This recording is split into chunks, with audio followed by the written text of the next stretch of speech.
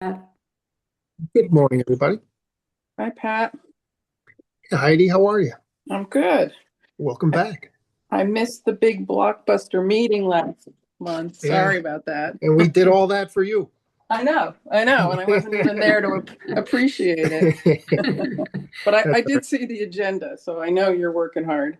Well, yeah, this is unfortunately you're back, and we have a light agenda today, but that's okay. We've had three pretty robust months in a row. Yes, So, yeah, no, all is good. I love it, especially at the beginning of the year, right? Then yeah, you have time yeah. to work on them. Good morning. Hi, Good Miss, morning. Seela. I don't know what time. Oh, it's just 10:30. Let's wait a minute or two. Let's see. I'm trying to see if we have I don't know. Dawn, how are we doing attendance wise? two. I can't see the We have Yeah, two we right now. have we have exactly three. right. We got Greg. There we okay. go. He just joined. Oh, okay. Okay. All I, right. I've Well, been here for 20 minutes waiting for you guys. Hi, we Greg. can't help it. You're so Sorry, prompt. Andrew, what was the question? I said, I don't know that I have the Zoom link. I think you're on the Zoom link. I hear you in Zoom.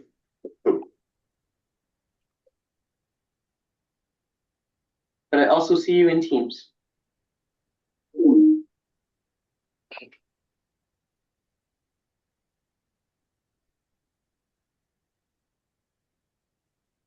Okay. So, Dawn, do you want to call the roll, please? Yeah, sorry about that. Sean is No joining worries. us here in just a moment as well. Okay, we can wait. We can wait a minute.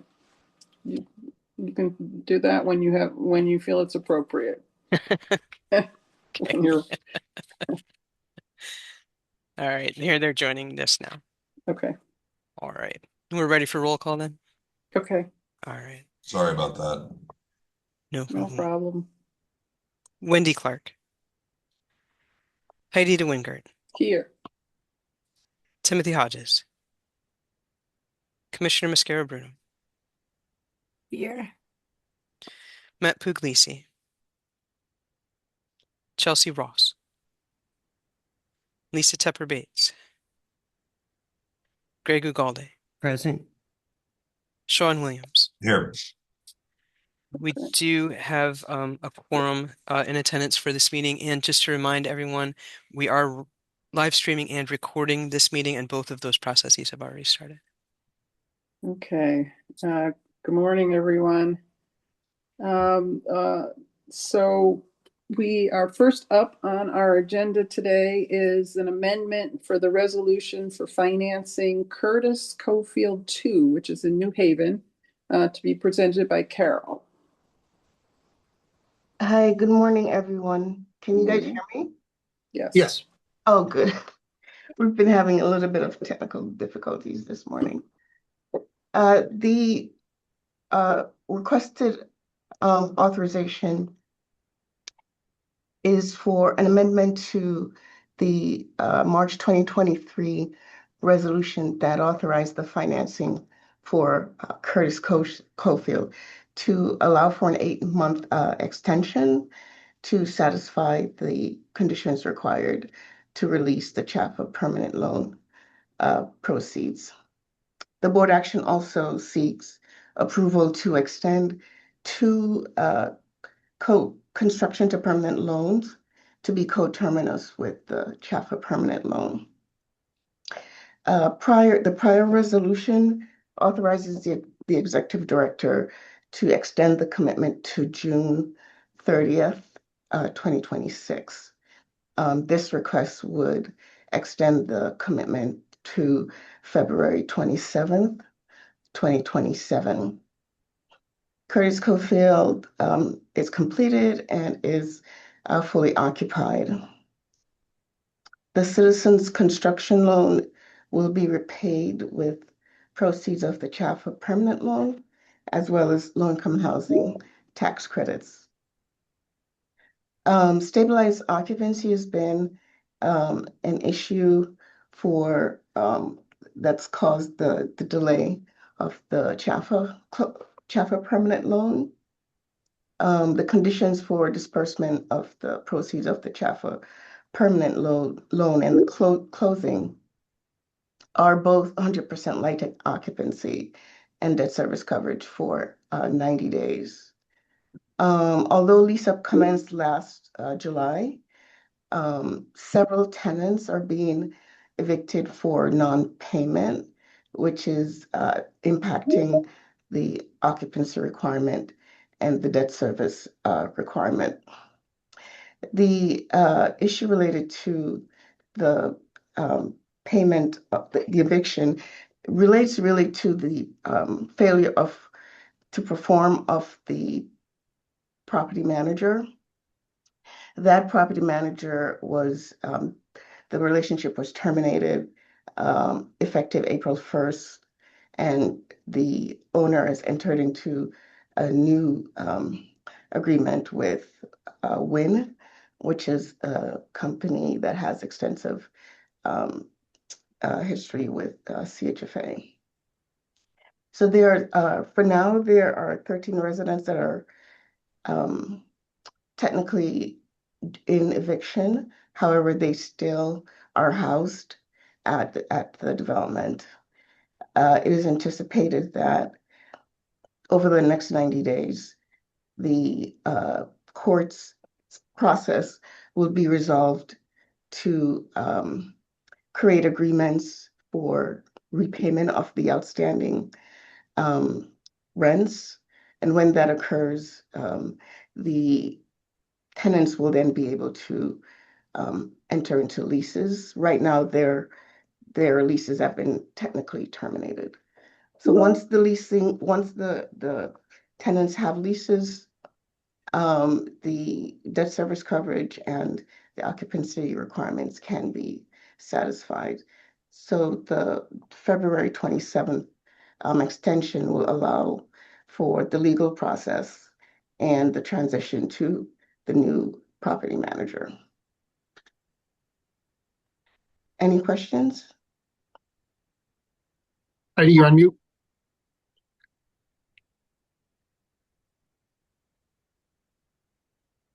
Sorry. There you go. This is the first time in all my history here that we've had this issue, so it's kind of interesting. Is there any way we could have foreseen this or avoided this problem, or? So I think the failure to perform is with the property management company. Yeah.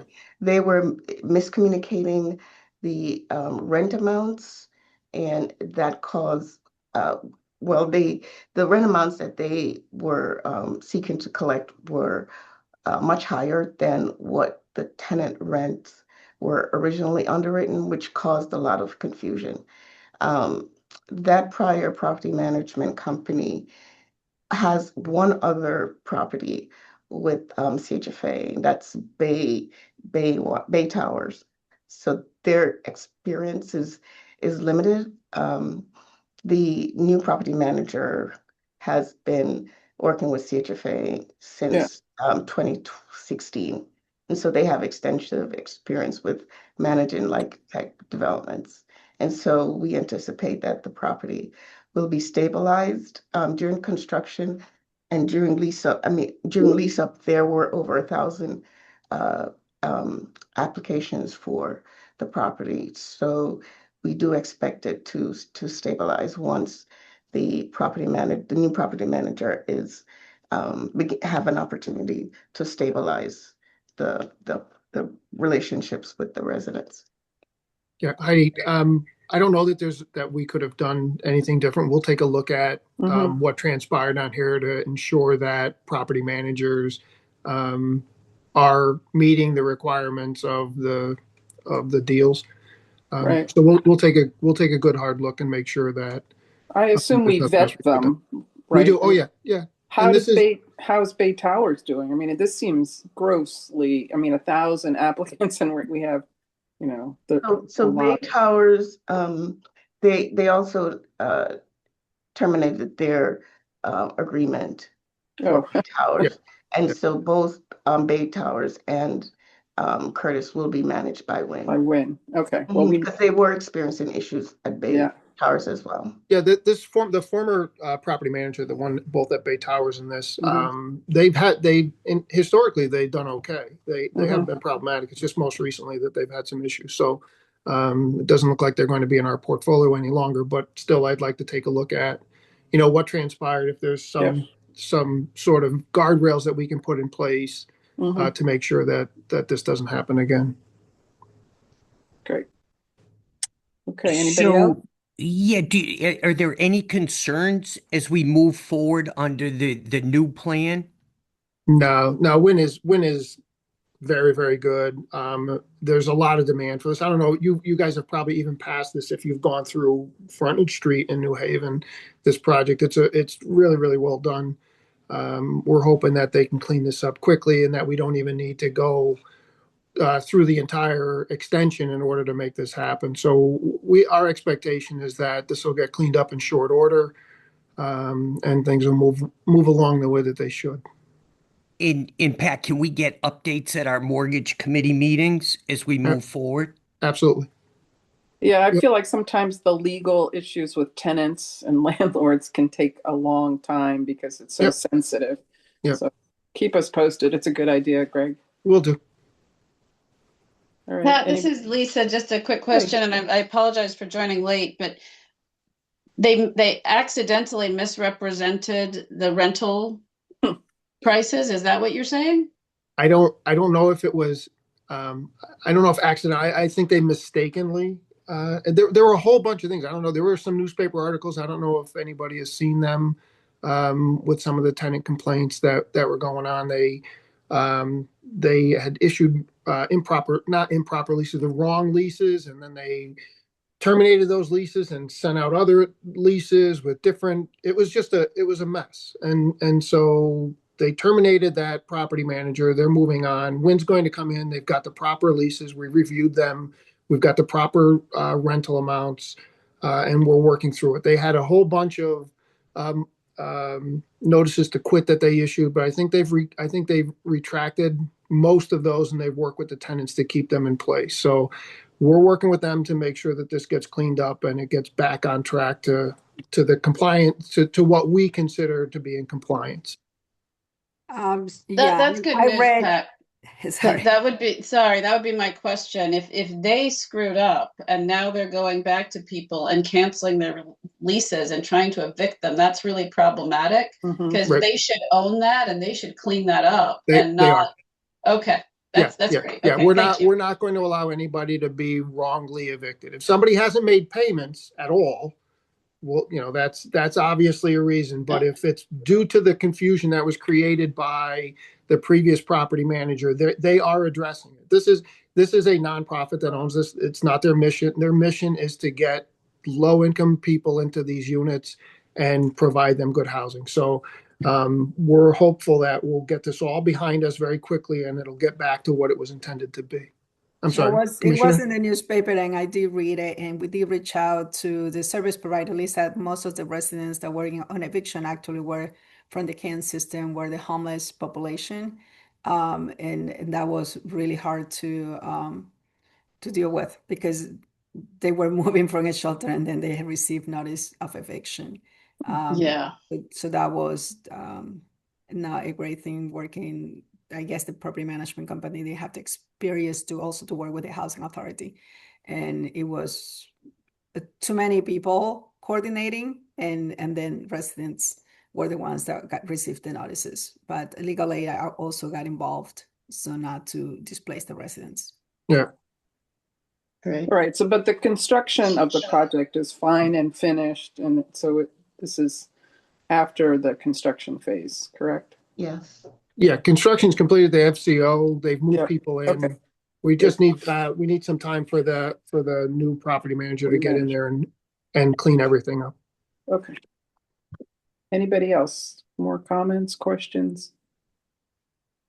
Okay, is there a motion to Motion to approve? Is there a second? Second. Thank you. Dawn, are we still calling roll or we're just doing all in favor? I believe we can do a voice vote. Yes, Okay. vote's Right. fine. All right. Yeah. Okay, is all in favor, say aye. Aye. I, And any opposed or abstentions? Okay, hearing none, the extension's approved. All right, next up on our agenda is the financing of the Warner in Woodbridge, to be presented by Liz. Before we start, I just Yes. want to remind all the board members of this particular project. Uh-huh. This is the project that about a year and a half ago, we brought to the board for ownership transfer, and we had an attorney from Woodbridge ask us to reconsider, and so it was tabled at that time. I don't know if some of you should recall that. Some weren't here. So 2 years later, lots of meetings later, with the town, with potential buyers, with the current owner, we've arrived at this resolution. So I just wanted to remind you all of the particulars of this. Are Pat, you just happy with it? yes, if I can just add a little more to that, the resolution that was in front of us at that time, the developer was a for-profit developer and the rents were going to be increased dramatically.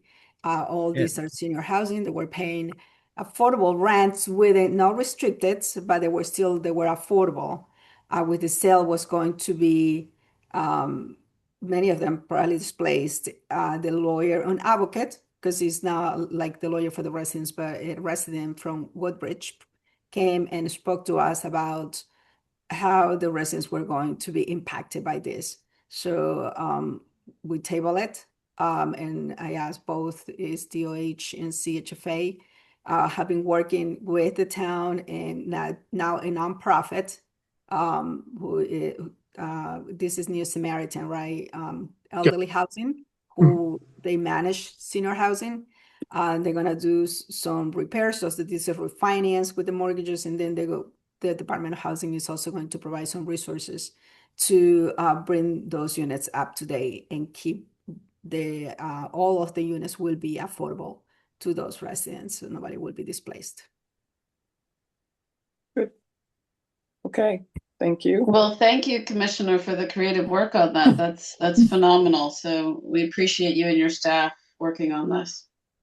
Yeah, the DOH and CHFA has been, and Pat personally has been involved in trying to make sure that we get, because there were a couple of other Buyers. Yeah. actors in organizations, so we want to make sure that we got the best nonprofits, and especially for senior housing. I mean, they do senior housing and they provide good services.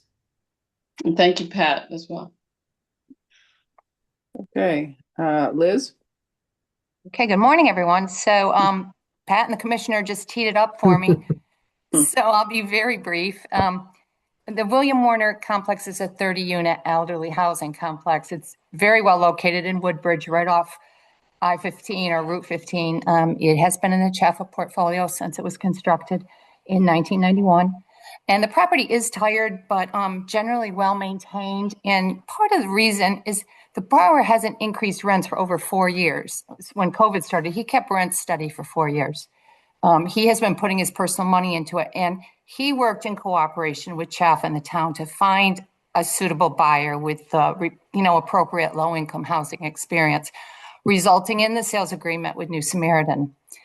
So New Samaritan does plan capital improvements of around $2.3 million, total costs just under $6 million. And again, the commissioner said it will be financed by CHFA and DOH. So the property will be renovated with tenants in place, and I think it will end up being lovely. And it is going from 6 income eligible. Yeah, thanks. Income restricted, and New Samaritan is increasing it to all 30 will be income restricted under 80% AMI. So it seems like a wonderful solution, and the town is in agreement with this. So that is what we're proposing. If anyone has any more questions, please, we're ready. So who's going to do the renovations? New Samaritan? Are Yes. they? Okay, so Yeah, they're New Samaritan has, I believe they have 7 or 8 properties. One of which is with us, and they have experience in doing renovations. So there's a great organization to get them involved. We actually met with the town, and I met with two of the buyers. There was one other potential buyer, and with many discussions, we ended up both agreeing that EHM, or New Samaritan as they're called, was the right organization for it. So we're very enthusiastic about this. All right, any questions? Concerns? Hearing none, is there a motion to approve? So moved. Thanks, Lisa. Is there a second? Second, Matt. Thanks, Matt. Okay, all in favor, say aye. Aye. Aye. Any opposed? Any abstentions? Okay, I guess it's unanimous. Thank you. Next up are the minutes from the March 17th meeting. Any comments, changes? No. Okay, all in favor of accepting the minutes, say aye. Aye. Aye. Aye. I don't know if we need a first and a second. Any opposed to those minutes? Any changes? None? Okay. Next up is the homeowners report to be presented by Andrew. Yes, good morning. This Good is the morning. homeowner report for the first quarter of this year. The agenda is the same as always. Going to talk about our reservations, purchase activity, lender activity, down payment and time to own, demographics, geographic makeup, and a market share estimate as well. Next slide. In the first quarter, we received 925 reservations. So demand for our products remained strong in the first quarter. It's actually 22% higher than this time, the first quarter of last year. Next slide. In Q1, we purchased 970 loans totaling $281 million with a median loan amount of $292,000 and a median interest rate of 6%. And you can see that is ever so slightly below this point last year. If we go to the next slide, kind of comparing this year's production to date to the last 2 years, we can see we're generally in line with the 2025 trend. So it appears we're on track for a very solid year as well. Next slide. Our top lenders remain kind of the same list here. Total Mortgage, First World, CMG, Movement, and Annie Mac made up roughly 50% of our purchase activity in the first quarter. Next slide. We're seeing a bit of an uptick in DAP usage. We've purchased 236 loans totaling $2.7 or $2.8 million. Again, you can kind of see just a slight uptick in activity relative to last year. And then on the time to own front, seeing a little slight downtick in usage and time to own overall, with 689 time to own loans purchased to date. Next slide. In Q1, roughly 46% of CHFA loans were to borrowers of color. You can see that's a little bit lower than Q1 of last year, but definitely a significant improvement compared to, say, 2018, 2019, those pre-COVID years. Next slide. We see kind of similar towns popping up as the kind of highest usage. You see pretty strong usage in kind of the central part of the state, with the top 5 towns in Q1 being Waterbury, Bristol, New Britain, Meriden, and East Hartford. Next slide. And then an update on our market share estimates. Again, for those that have missed this or are new to the mortgage committee, this is an estimate trying to get at what share of first-time home buyers in Connecticut are using CHFA products.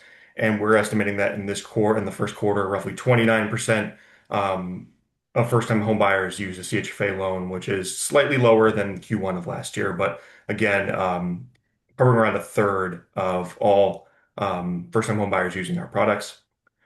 And then on the next slide, we see kind of where do we think this market share is highest by town. We see strong market share throughout the state, kind of with the exception of kind of the western part, Fairfield County area, and then down on the shoreline as well. And then with that, I'd be happy to take any questions. Andrew, give us a sense of the market. Inventory is still limited. Is it people definitely getting used inventories. to the rates? I mean, just give me an overall sense. Sure. Inventory remains very much constrained. We kind of lead the nation as a state in terms of our inventory deficit relative to the pre-COVID time. We're down about 70%, so really limited for buyers. We were seeing rates tick down a bit, and then the Iran conflict kicked off. That sent rates a bit higher, trending a little bit further down now, thankfully. But generally, we're kind of in the same place we were last year, give or take. Andrew, I have a question. I think I've seen a few disconnects in a couple of your slides, and if you could Okay. help me unpack this, that would be helpful. Sure. So I look at the market share, I look at where your most active lenders are, um, and then I see highest usage in certain parts of the state. Is it because of where your most active lenders are? For example, here's my selfish question. Why don't we see more participation in places like Hamden and New Haven? Sure. I think it's primarily a function of prices, right? The closer you get to Fairfield County and New York City, generally speaking, prices are a bit higher. Makes it a bit harder for our borrowers to compete generally and purchase in those areas. I don't know that it's a function really of a participating Lenders. lenders or any kind of like footprint, if that's what you're getting at. Yeah. Can you go back to that slide that shows the lenders, Yeah. please? And of course, that doesn't discount any marketing that CHFA does independently of the lenders. Right. Yeah. I'm just curious about that. All right. Thank you. You're welcome. Okay, any other questions for Andrew? I think that I just wanted to add one thing for Wendy's benefit. I think in places like New Haven and maybe some of the other metropolitan areas, we might see more bank lending because of CRA, and so it's possible that, maybe there's some proprietary bank products that are capturing some of the first-time home buyer um, market. Trying to find the word. And so it doesn't mean that first-time home buyers are not, maybe they're getting a product that fits their needs through Liberty or other programs that may exist in those areas. So to ask a more simplistic question, then those buyers are not missing out on a great or better product offered by CHFA. Correct. I mean, it's Got it. possible. I'm not guaranteeing it, but I think it's possible. It's reasonable. Nandini, is any way that we could, because we have active banks that Yeah. do PTO, like Liberty Bank, Yeah. MIT, and maybe just do kind of informal survey. Are their products better than what we're offering in those areas? Do they have like how is the market for them on homeownership? And maybe we can, and that is Yeah. specifically because I'm looking as Wendy in North Haven, Hamden area, and which Sure. is not as expensive as going down to Fairfield. Yeah, we can do some informal surveying and report back. Thank you. Sure. Okay, anybody else? Yeah, Heidi, I just want to point out that we didn't do the multifamily activities report for the first quarter this month. We're pushing it to next month. We've had some staffing issues this month, and I wasn't happy with what we were producing. So Okay. I'm going to present it. I'll present it next month. Okay. And then just one more thing before we go. If Liz is still on, Liz is retiring at the end of the month, and I just wanted to point out the great work Liz has continued to do for us. So I want to thank her for her efforts. Thanks, Liz. Liz. Thank you. It's been a pleasure. Yeah. Yeah, Great. thank you. Enjoy. Thank you. Yeah. We wish you well in retirement, Liz. Thank you. Yeah. Thanks for your hard work. All right. Anybody else? Any other? Great report again.